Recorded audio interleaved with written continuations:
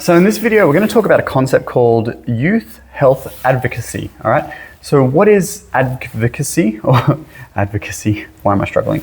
And what is advocating for something? It means that you are having a say, you are having your input, and because you believe strongly in something and you want better outcomes. Okay. So by definition, what is it? So it's empowering young individuals. So when we say youth, we're sort of talking about 12 to 24. All right. By giving them a voice and a say in government funding and programs to obviously better their own standards. All right. Because young people in Australia make up like a quarter of our population. So that's quite a significant amount of people. And it's probably not fair if we are always just driving policy and programs for adults or, older people or people over the hill like me, as opposed to like this massive chunk of the population and having nothing tailored for you guys. So that's why it's important. So what does it do? It makes young people accountable for policy change and implementation, all right? It makes young people take ownership of issues which directly affect you, and therefore create solutions to improve your health and well-being and the health and well-being of others around you as well. So we are going to go through some examples in a minute of how this plays out in real life scenario, because a lot of young people particularly think that you don't have a voice and there's nothing you can do about issues that directly affect you, when that is completely not true in our country. So let's get to that.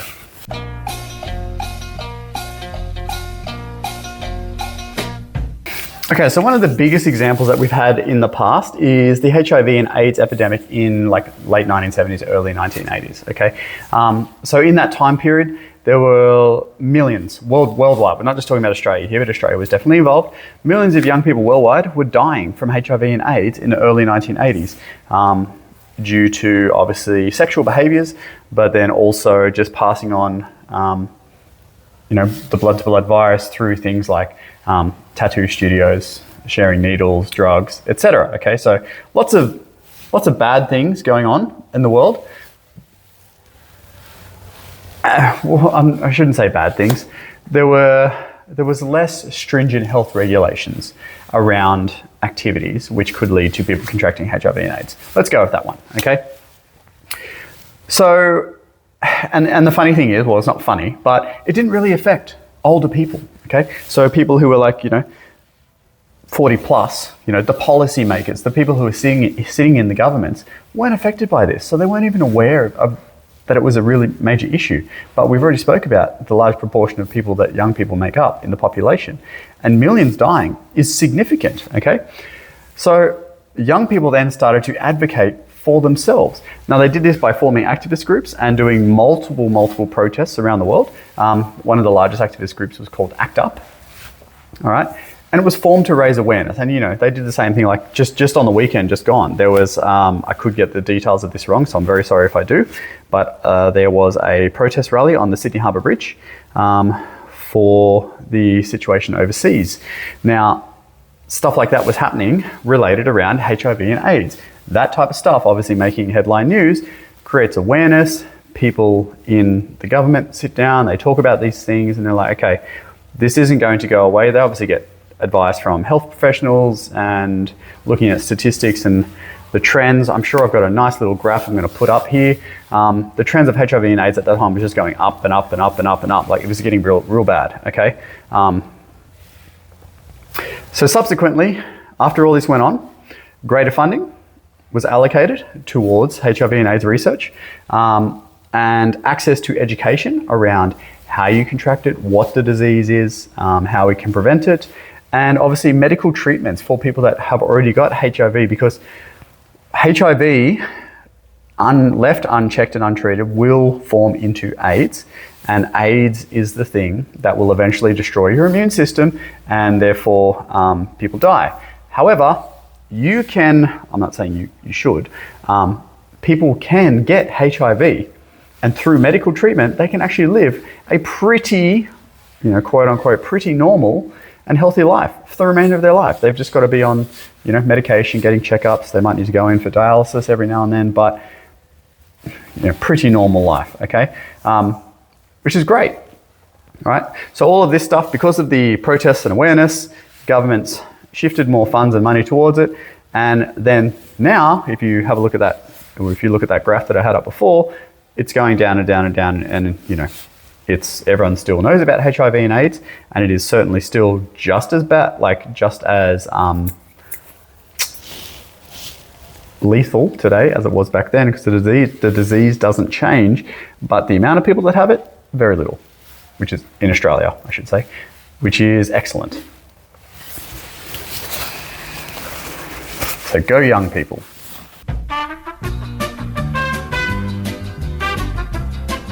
So currently, the biggest thing that we have as far as youth advocacy goes are these things called the National Youth Advisory Group.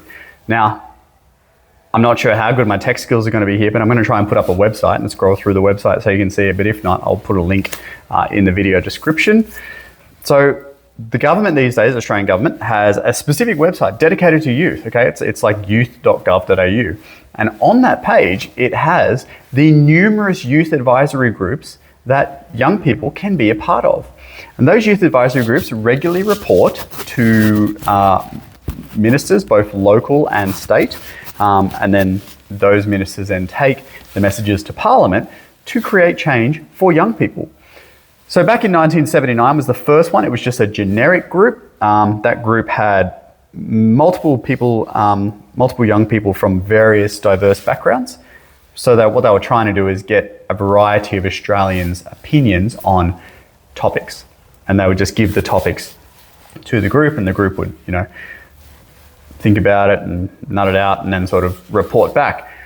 These days, it's more tailored in the fact that there are still groups, and those groups are diverse, but each group has specific needs. Like there is a group on Indigenous health and education. There is a group on climate change. I think there is a group on like illicit drug use. I'm just saying there's various groups. And if you want to be part of one of those groups, go ahead. I'm pretty sure if you go on the website, there is a method that you need to go through, an application process. It's not a paid role or anything, but it does help shape Australia's future and making change for young people.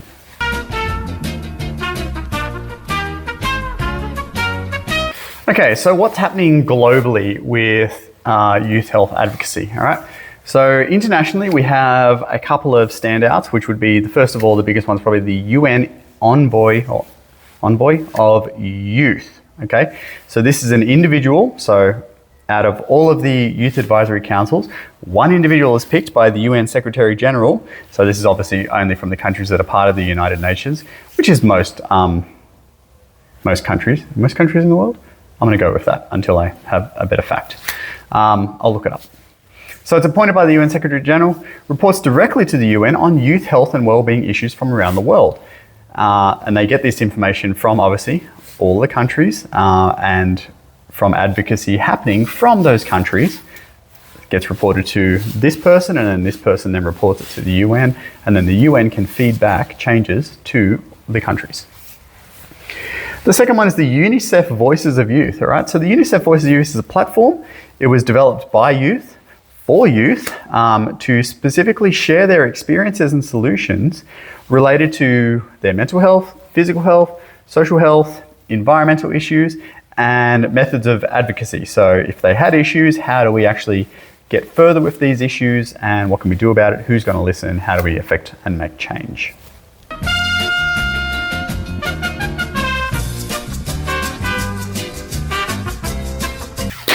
All right, so I've got some current concerns and statistics, all right? So the latest data that we can use to look at this stuff was the Mission Australia 2022 survey.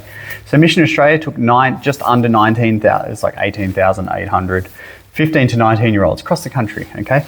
And they asked them a whole bunch of questions, you know, like the Tell Them From Me surveys we do at school, but not about school, just about the country and their living circumstances and their concerns and what they're happy about, what they're not happy about. I'll see if I can get a copy of the survey. Anyway, so from that, here's like just there's heaps of findings, but here's 4 key ones for you. 51% of those numbers, so what's that? That's like, 9,500 people that were surveyed were concerned with climate change, which I find Shocking. I didn't know you guys cared about the earth.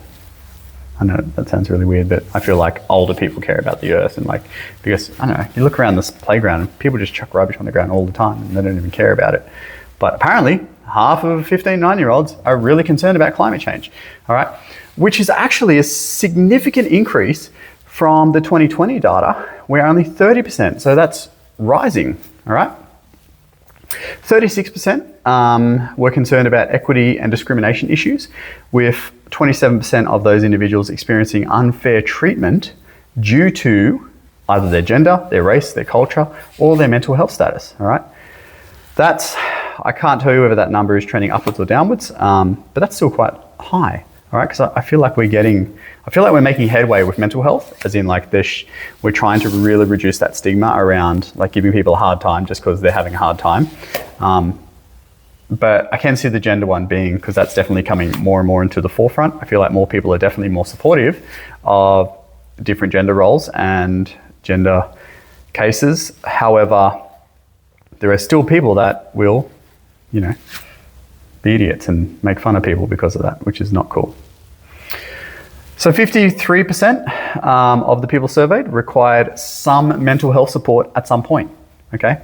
That's a lot, all right? Yeah, I might do some surveys in class and see how we go. And here is a key takeaway. So if you don't remember any of this data, I mean, I think this is important to remember. But here's one that you really should know because it's easy, 50%, right? Only 50% of the people surveyed had a positive outlook for their future, okay? So looking at all these things combined, the country, the status, financials, housing, etc. How do you feel about your future? In Australia, only 50% were positive about that, where the other 50% were like, it doesn't look good, all right? And that's trending downwards. So that number is trending downwards in a bad way, as in like, if it's only 50% now, then if you do the survey again in 5 years' time, it may only be only 40% have a positive outlook, which is bad, okay? That's hectic. I mean, I get it, like, house prices are ridiculous. I have no idea how my own daughters are gonna buy a house when it comes time to do that. I don't know, maybe I'll win lotto, you never know.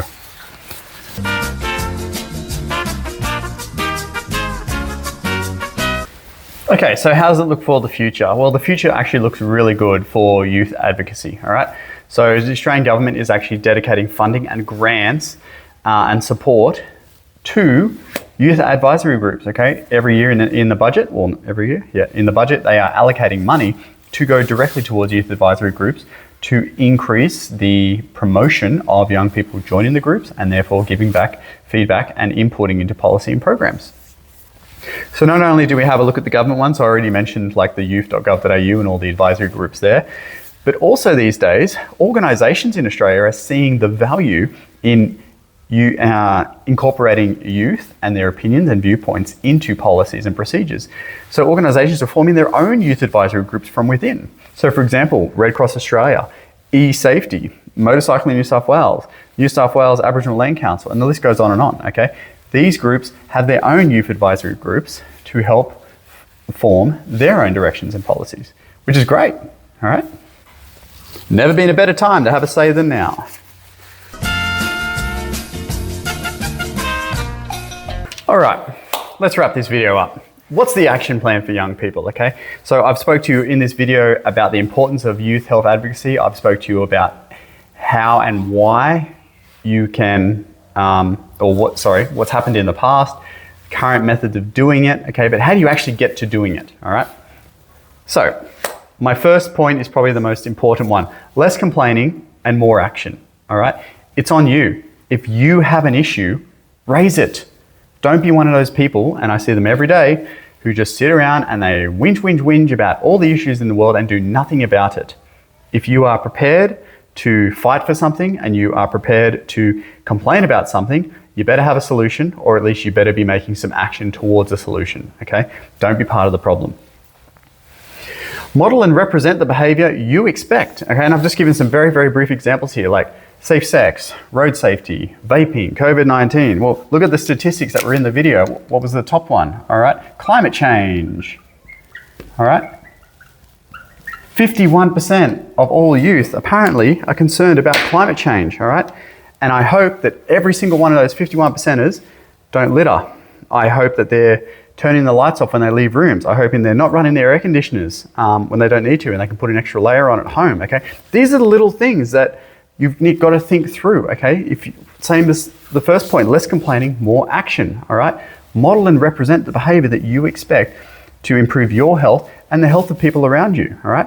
If people come over to your house and you're flicking lights off and you're not running the heater all night, and people ask you, why isn't the heater on? Why do you turn that light off when you leave the room? And you're like, well, I'm really concerned about climate change. I don't want to use as much power. You're also going to save money, by the way. And it would be great if everybody did the same, because then we would be producing, less gases into the air and therefore not negatively affecting the climate. Those types of little things that you are doing and demonstrating make others think the same, and therefore hopefully bring about positive change. You could actively participate in community events, groups, and forums, all right? Our local council has regular meetings. Go and attend one, okay? Put your opinion in, listen to what the problems in your local area are, okay? If there's foreshore events, maybe there's a fun run to raise awareness for, heart disease. Go along, be a part of it, be a volunteer. You don't need to get paid to do things. In fact, it's more powerful to be at the events as volunteers, because you are giving up your time to do something and improve awareness around something you care about. If these things are too big, then start small. Start here at school. We've got a student representative council, okay? SRC or SSRE, senior student representative. I don't know. I've messed that up. Let's just go with SRC. All right. I'm sure most schools have some sort of student representative council. Join that. Start change here in a very fixed environment, and then you can expand your ideas outside, okay? Once again, we talked about climate change before. Got a problem with climate change? Don't litter. What's some solutions around littering? Okay, well, maybe we can make the bin system a little bit more clearer. Maybe we could put more bins around the place. Maybe we could somehow have an SRC representative that walks around at lunchtimes, and if they actively see people putting litter in the bins, then those people get a $1 canteen voucher. And I know $1's not going to get you much, but if you caught multiple times doing the right thing and all of a sudden you've got $5, well, that could get you a lunch. And finally, and this is probably the one that everyone forgets about, even adults forget about this, contact your local member, all right? We all vote who is going to be our local member of parliament here. And depending on where you live, you're going to have a different member. So there are people in the class that won't have the same local member as you, but they mostly sit in their offices and they're definitely contactable by emails. Go and see them about problems, okay? Personally, I have seen them about problems, and actually change has been made, and I was thrilled and ecstatic by it. I couldn't believe that I contacted this person about a problem that I had in my street where I live for many, many years, and nothing had ever been done about it. I contacted the local member, and within 3 weeks, problem solved. I won't go into more details, but it was very impressive and very quick, and yeah, anyway. So do that. Do any of these things. Doing anything is better than doing nothing, all right? Okay, that was a bit of a rant. Sorry about that. Anyway, that's the end of our video on youth health advocacy and why you should do it. Thanks.